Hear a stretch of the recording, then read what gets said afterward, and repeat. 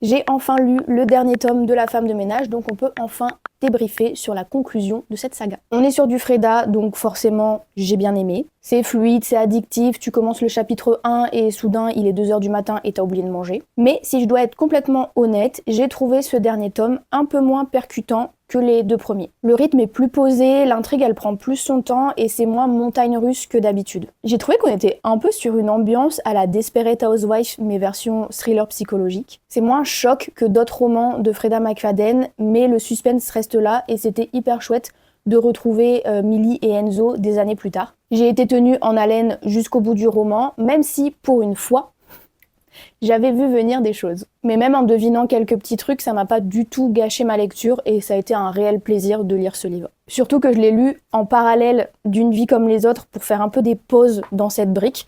Donc à côté, La femme de ménage s'est passée comme une lettre à la poste. Dans ce tome 3, Millie a enfin raccroché son tablier de femme de ménage et elle vit sa meilleure vie dans un quartier chic avec son mari Enzo et ses 2 enfants. L'impasse dans laquelle ils vivent est plutôt calme, les voisins sont riches, trop riches, et entre eux, Suzette, la voisine un peu trop penchée sur Enzo, et leur femme de ménage qui te regarde chelou dès que tu sors les poubelles, l'ambiance devient un peu suspecte. Bref, si vous avez lu et aimé les premiers tomes, foncez pour boucler la boucle, et ça reste un très bon moment de lecture. N'hésitez pas à me dire en commentaire ce que vous avez pensé de ce 3e tome, et d'ailleurs je suis aussi allée voir l'adaptation cinématographique du tome 1, donc je suis aussi curieuse de connaître vos avis sur cette adaptation si vous avez été le voir bien sûr.